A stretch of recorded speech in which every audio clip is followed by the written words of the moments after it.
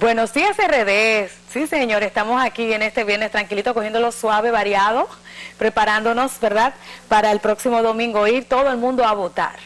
Bueno, ya les había adelantado que vamos a continuar conversando en esta oportunidad con nuestra psicóloga de siempre, de cada viernes, la licenciada Virginia Pérez, terapeuta sexual y de familia. Bienvenida, querida. Feliz, contentísima, inicio de fin de semana, pero sobre todo pues acompañar a todo el público que cada día nos sintoniza. Y los viernes son de chicas, ¿verdad?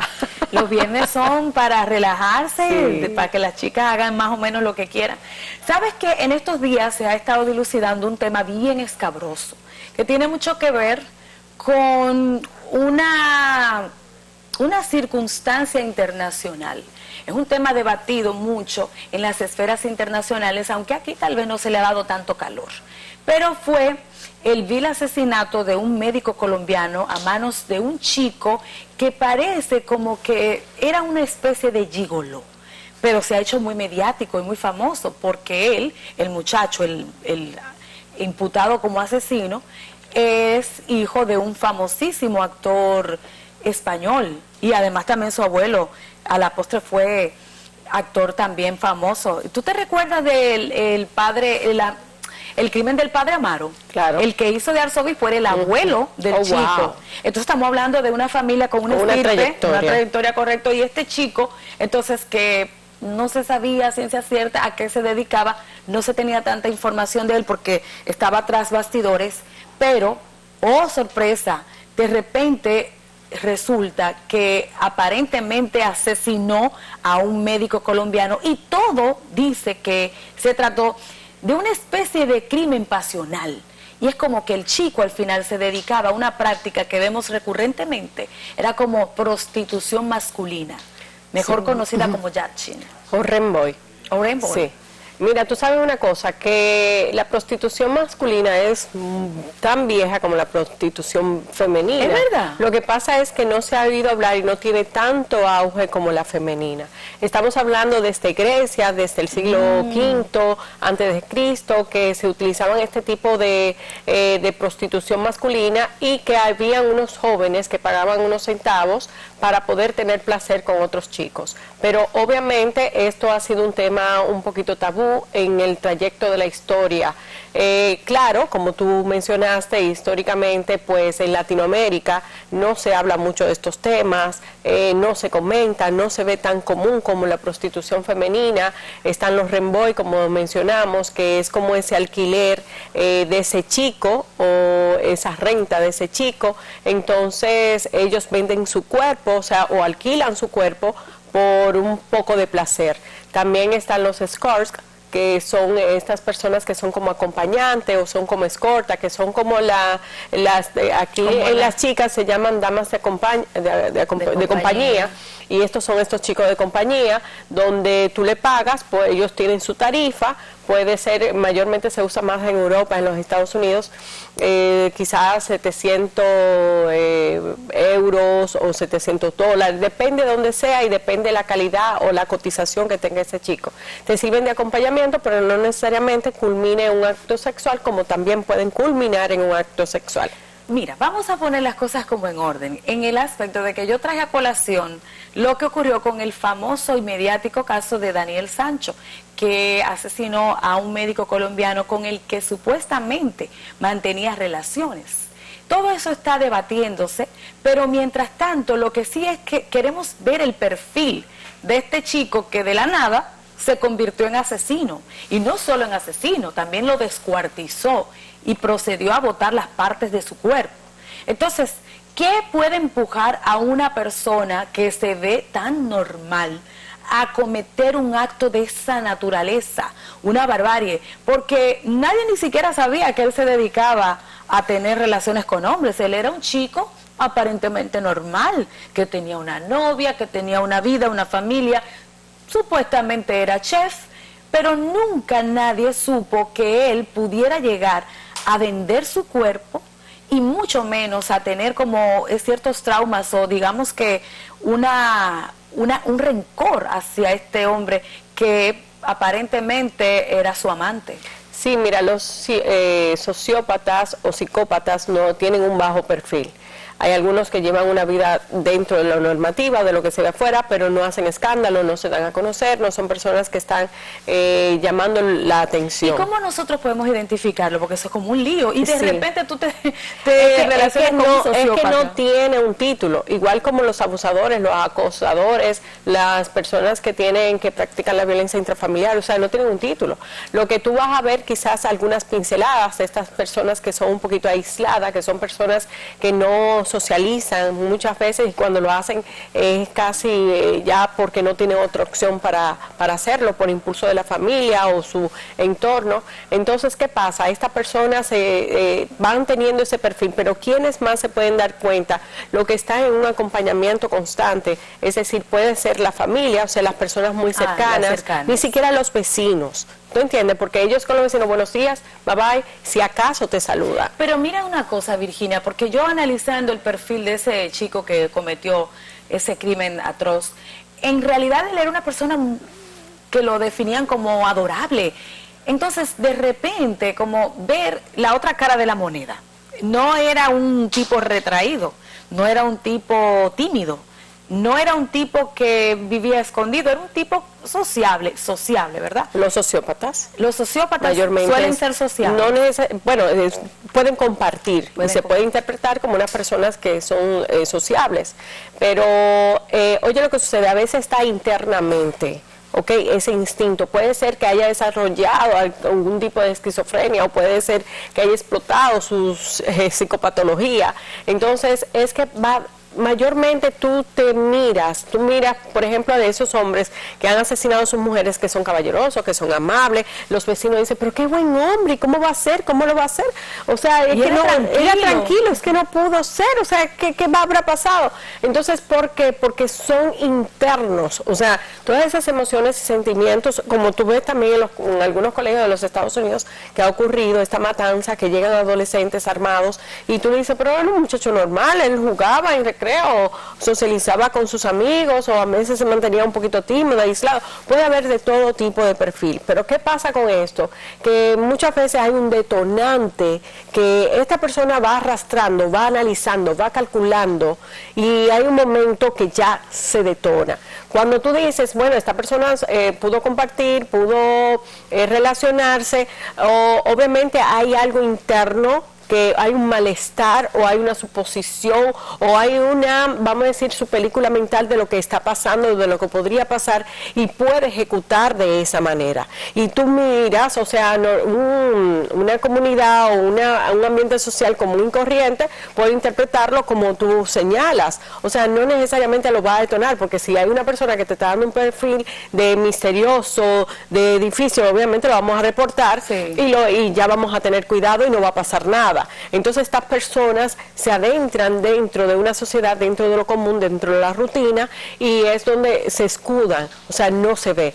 Ahora, cuando hay un crimen pasional, obviamente tú ves a esa persona normal compartiendo, socializando, en caso de que no haya ventilado su orientación sexual, en este caso de la homosexualidad, o puede ser la bisexualidad, porque también puede pasar, y de repente tú no me das lo que me prometiste, tú no me cumples con lo acordado, o yo siento celos y yo internamente tengo una celopatía o un sentido de pertenencia, que ahí es donde viene quizás las explosiones de hasta matar a la otra persona. Entonces, si yo, todo lo que está en mi mente es mi verdad y es lo que yo siento, entonces yo voy a ejecutar de acuerdo a lo que yo pienso.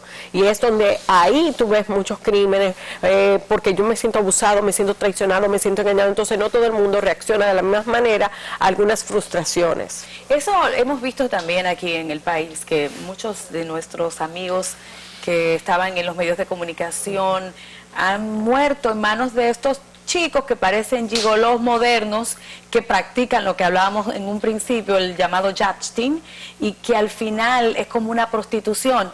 Y yo veía un análisis interesante que hicieron al respecto, donde señalaban que hay que tener cuidado en el caso de estos gays que a veces utilizan servicios de unos muchachos que no son gays, sino que viven de sus favores sexuales. Los remboy, que rentan su cuerpo. Exactamente. Y se lo pueden rentar tanto a hombres como a mujeres. Ok, o sea, es algo interesante ver cómo tiene diferentes caras la moneda. Y lo que también vimos en una reflexión a propósito de eso es que estas personas a veces acumulan un rencor, un asco, como un resentimiento hacia la persona a la que le cede el favor sexual, porque debe ser bastante difícil para ellos. Sin embargo, incurren en esa práctica. Y tú me decías también, tras bastidores, que a veces no necesariamente dejan de sentir placer, aunque les moleste. Es como contradictorio. Entonces, explícanos esa parte, Virginia, cómo para tener, por ejemplo, relaciones sexuales con un hombre igual debe tener una erección. Si no lo hace por gusto de verdad, pero ¿cómo lo logra? Mira, tú sabes que el cuerpo tiene muchas zonas erógenas y es donde tú sientes placer y es donde tú acudes a esa motivación para incentivar la libido y tener todo un acontecimiento de un deseo sexual para culminar con un buen orgasmo.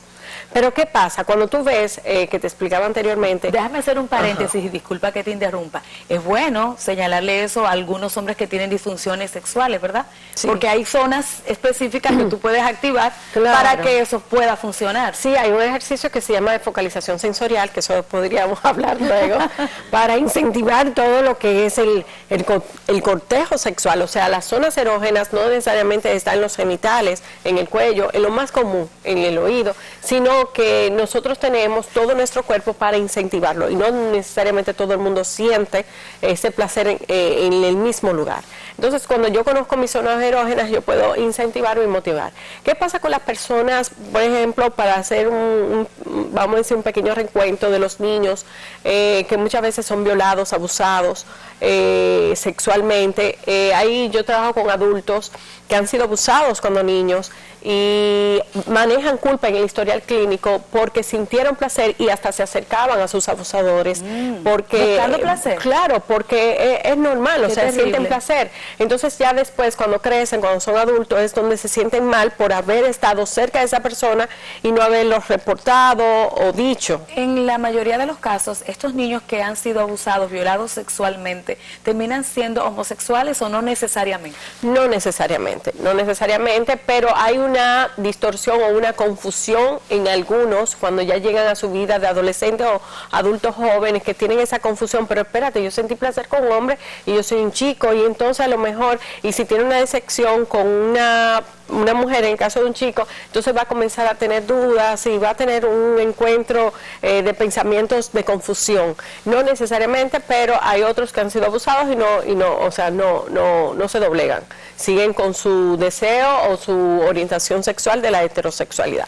En lo que tú me mencionaste de que estos gígolos, vamos a decirlo de esta manera, que venden su cuerpo y que lo pueden hacer tanto con hombres como mujeres, obviamente tú dices como un hombre, y también la prostitución femenina, que la mujer quizás con un lubricante puede tener una relación sexual, un acontecimiento sexual, no necesariamente sienta placer o deseo con esa persona, pero en el caso del hombre está muy enfocado. Si está enfocado en lo que es su negocio, o sea, él se presta, hay cierto morbo o incentivo mental que esa persona puede provocarse para lograr su plan. Hay otros que sí, que sienten placer y no necesariamente le guste el mismo sexo. Por ejemplo, hay hombres que practican los tríos, que a veces involucran en vez de dos mujeres, un hombre y una mujer, y ellos sienten placer cuando quizás ese hombre, ese chico le hace sexo oral y no necesariamente quiera tener un contacto con él. O en tu adolescencia tuviste algunas fantasías sexuales que fueron realizadas y así sucesivamente.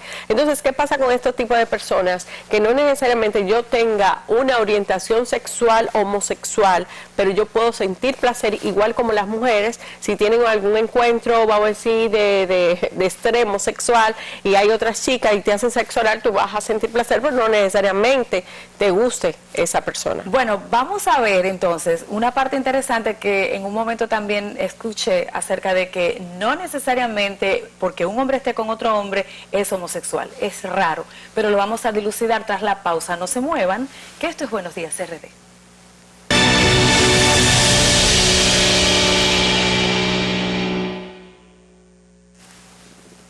Estamos de vuelta en Buenos Días RD con un tema que es bastante controversial, a la vez profundo.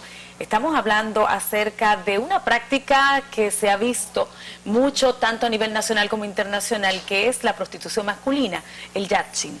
Pero también eso va a derivar en otros componentes si nos quedamos en el segmento anterior hablando acerca de hombres que tienen relaciones con otros hombres y que no necesariamente son homosexuales. Y es como raro eso, como que no me da la ecuación. Mira, tú sabes que la prostitución masculina no se habla casi. Y no hay mucho conocimiento, y mucho menos en Latinoamérica. ¿Por qué te lo digo? Porque ya en otras partes del mundo, pues algo no normal dentro de la normativa de lo que es la prostitución, tanto femenina como masculina. En este caso, cuando hay un hombre que presta su servicio a su cuerpo, hay algunos que son bisexuales y que pueden prestarlo tanto a hombres como mujeres y sienten placer. Pero hay otros hombres que prestan su cuerpo, como lo que mencionamos, los friend boy, que alquilan su cuerpo por dinero y no necesariamente su orientación sexual sea o bisexualidad o homosexualidad. En este tramo te comento que he visto que ese tipo de hombres como que a veces privan en que son más machos de la cuenta. Es como que el contraindicio. Es un mecanismo de defensa que ellos desarrollan para no hacerse sentir que le hagan bullying o que esto pueda demostrarse una debilidad luego en su ambiente social. Mayormente estos hombres no se dan a conocer, trabajan mucho su cuerpo en comparación a la mayoría de las prostitutas normales dentro de los parámetros, que obviamente no van a un gimnasio a cuidarse, sí. O sea, no invierten en su cuerpo porque encuentran muchos clientes de cualquier tipo y pueden rendir su tiempo en otras cosas. En el caso de los hombres, muchas veces los gígolos, que cuidan mucho su imagen, cuidan mucho su cuerpo para llamar más clientela. ¿Por qué por esto? Porque tiene una menor demanda. ¿A qué me refiero? Que hay muchos que quisieran acercarse, pero no son tan conocidos. Ya hay en revistas, en páginas. O sea, hay catálogos. Sí, catálogos en páginas que tú puedes elegir y obviamente si hay unos catálogos hay más cotización y hay una persona que le sirve de servicio para tomar este tipo de negocios. Eso vendría siendo como un proxeneta. Exactamente. Que por cierto es una práctica que está penalizada. Sí, exactamente, pero lo hacen de manera silente, que todavía hoy día existe a nivel mundial y que muchas veces pasa de bajo perfil o desapercibido por las consecuencias que esto conlleva. Mayormente lo que acuden a este tipo de servicios de los friend boy, de los chicos, de los muchachos de alquiler, son personas que tienen una vida heterosexual con su familia, con sus mujeres, mayormente de la alta sociedad, porque debe de pagar una buena suma para que esto suceda. Y las mujeres no lo saben. Y las mujeres no ni cuenta se dan, o sea, para nada, porque me voy a un viaje de negocios, mayormente son personas muy pudientes económicamente, que tienen ese fetiche interno o esas parafilias internas o ese morbo, ese trastorno de la sexualidad o que ya estoy cansado de lo mismo y quiero explorar o tener algunas fantasías sexuales. Hay personas que se atreven y lo hacen quizás una o dos veces en su vida, hay otras que lo hacen una vez y no lo vuelven a repetir, hay otras que ya lo tienen como costumbre, hay otros hombres que se han enganchado tanto en el placer homosexual que su orientación sexual pues se inclina en la bisexualidad y otros que no, que ya se redescubren su orientación en lo que es la homosexualidad. Es como bien complejo, porque hablábamos ahorita que si te vendan los ojos, de repente tú no puedes definir quién te está estimulando. Igual vas a sentir placer si va a las partes erógenas de tu cuerpo. Exactamente. Una persona no vidente obviamente va a ser muy diferente a aquellos que le vendan los ojos, porque una persona no vidente va a desarrollar todos los sentidos, ya con el olfato va a entender quién se acerca, quién está, pero una persona vidente que se le venda por un momento determinado, eso se hace también en los juegos sexuales entre las parejas, que vendamos los ojos y todos los sentidos se van a disparar. Yo no voy a identificar quién está haciéndome quizás un cortejo en lo que es mayormente el sexo oral. Recuérdate que también que si las manos o la piel va a ser diferente, pero ya en un acontecimiento de un cunilingus o un sexo oral, pues no va a marcar la diferencia. Virginia, todas estas prácticas que a veces las vemos como con asombro, pero a veces también hay gente que las practica con cierta frecuencia, que si las orgías, que si los tríos, en general, la psicología moderna, ¿cómo cataloga eso? ¿Bueno o malo? Mira, una cosa es, las fantasías sexuales dejan de ser fantasías, inmediatamente son realizadas. Cuando tú realizas una fantasía, ya dejó de ser fantasía y muchas de ellas traen sus consecuencias. Es como un crush. El crush es que te gusta, pero todavía no has tenido ningún acercamiento. Exacto, y deberías de dejarlo en tu fantasía, porque eso estimula y ayuda a tú tener una buena respuesta sexual. Un amor platónico. Claro, y eso incentiva, yo me imagino, cuando tú tienes tu primer amor, pero que no te la acerca, pero eso es cierta adrenalina que aporta, ¿ok? A todo lo que ese preámbulo sexual que tú pudieras tener junto a tu pareja. Pero ya cuando tenemos que realizarlo, la realizamos, lamentablemente estamos a un clic de contacto, porque muchas veces se iban fuera para otros países más lejanos y tener ese trío sexual o ese intercambio de parejas. Entonces lo hacía, pero cuando estamos en una isla donde a un clic por las redes sociales podemos conectar con aquella persona, déjame ver quién era, cómo contacto, entonces eso trae más consecuencias. ¿Por qué? Porque hay uno de los miembros de la pareja que se ha quedado enganchado con esa tercera persona o con ese intercambio de pareja y ha traído consecuencias, ¿ok? De que hayan creado un vínculo y obviamente puede destruir su relación. Para aquellas personas que quieran explorar sin dejar de un lado lo que son las enfermedades de transmisión sexual, que tú no deberías de tener un contacto por tener una creatividad y un juego sexual, tú tienes que estar bastante consciente de las consecuencias que esto puede traer, que es para bien o para mal, eso lo va a definir cada ser humano que lo viva. En caso de nosotros los expertos, los sexólogos, lo que indicamos es que lo dejes en tu fantasía, disfruta desde tu fantasía. Y si quieres explorar, asume tus consecuencias y tratando de no tener una estabilidad con una persona, porque hay un porcentaje bastante alto de rompimiento. Por ejemplo, si hay unas personas que quieren explorar, mayormente esas personas rompen, porque todo eso va a ser utilizado en tu contra en el futuro. O puede ser que si no sea de esa manera, nuestra relación sexual no funcione. También. Que ahí hay falta de compromiso. Atención, por favor, recuerden, nada de tríos, nada de orgías, porque al final estos son fantasías. Y lo otro es también que a veces hay parejas que presionan a la otra y la pareja entonces se deja manipular solo por el hecho de complacer. No manipular, yo diría que por no perderlo, ese miedo a perderlo o perderla, lo voy a complacer o no verme en menos. Señores, vamos a tener nuestra personalidad firme. Usted, si no le gusta o no quiere algo, no lo haga para complacer a nadie. Pero hay algo que me inquieta. ¿Cómo podemos identificar a una persona que está teniendo todas estas patologías sexuales? Porque hablábamos del prostituto, ¿verdad? Del prostituto sexual. Pero ir ya viendo todos estos prototipos de diferentes filias, ¿verdad? Parafilias sexuales. Entonces, ¿cómo podemos identificar eso para no caer en la trampa? Mira, hay personas que están dentro de los trastornos de la sexualidad. Eso, como te digo, no tiene un letrero aquí, tú lo vas identificando a través del conocimiento y la relación y la dinámica de tu pareja. Obviamente hay muchas personas que llevan ciertas parafilias, por ejemplo, como te mencionaba anteriormente, la zoofilia, que era tener contacto con animales, entre otras parafilias que pudieran quizás lacerar la relación, y que si no es con ese tipo de parafilias yo no tengo placer.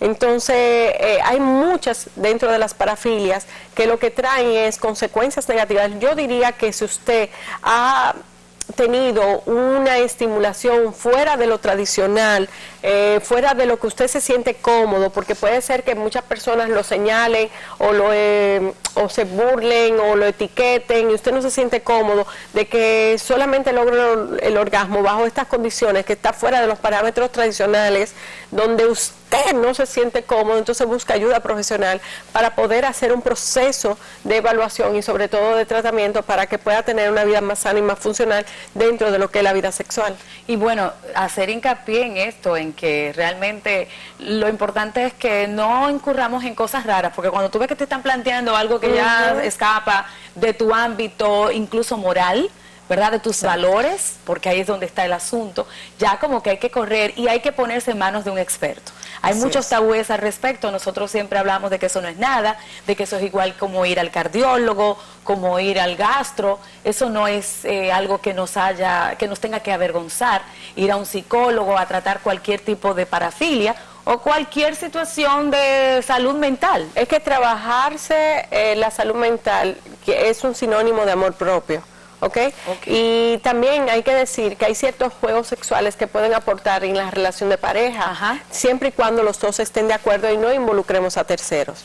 ¿Ok? Hay ciertos instrumentos, herramientas, en los sex shows lo podemos encontrar, podemos empezar con una plumita, con todo el cuerpo, podemos empezar con unas velas especiales, no tipo de vela, que usted dentro de que cuando le tira esas gotitas de vela, que esas no son calientes, pero la sensación de sentir esas son especiales. Esas son especiales para tener, no vaya al colmado y busque una vela o al supermercado y se me queme. Entonces, y aparte cuando caen esas gotitas, tú lo puedes usar como cremas.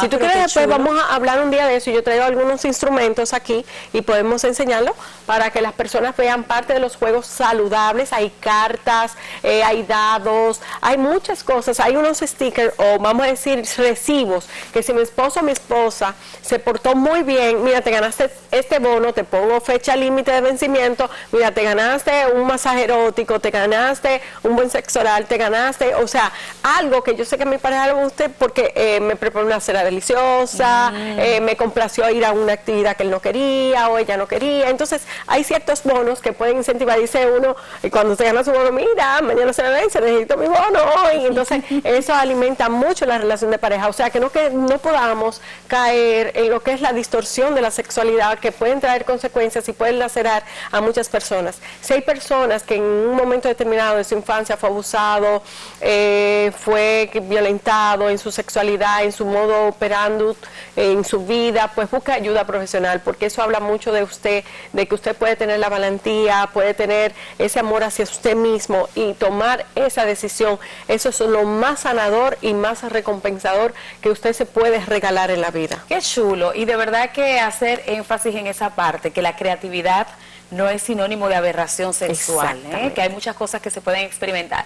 Pero otro ladito que debemos tomar en cuenta es cuando ese niño está en crecimiento, cómo evitar que caiga en estas distorsiones que tienen que ver con la confusión sexual, que tienen que ver con la prostitución. ¿Cómo evitar que el niño caiga en un letargo que le afecte su sexualidad a la postre? Mira, eso va a depender también del mundo, en el ambiente donde se críe. Tú sabes que mayormente, obviamente nosotros no nos toca 5 familias y decir, de esas 5 cuál tú quieres, nos tocó la que nos tocó.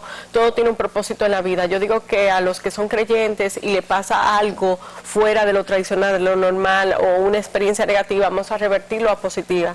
Si a usted pasa por algo, tiene un propósito en la vida, usted puede utilizarlo, tiene 2 opciones. De alguna experiencia negativa, pues una opción sería hundirse con el problema y victimizarse, o utilizarlo de trampolín y ser mejor persona, mejor ser humano.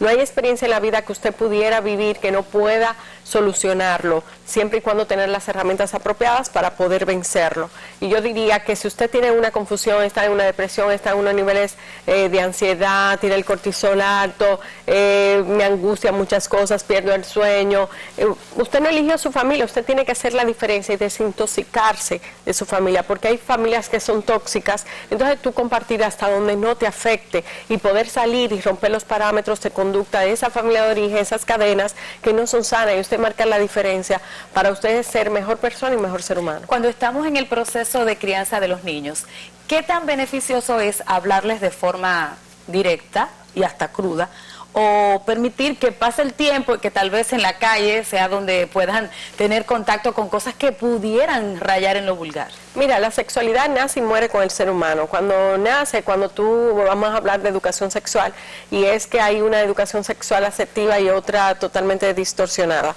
¿En qué me refiero? Que cuando el niño nace le están cambiando los pañales, tú llamarle a sus genitales tal cual como su nombre, o vulva o pene, y no decir la cochita, algo así, ya ahí tú estás hablando de una sexualidad totalmente, una educación sexual distorsionada.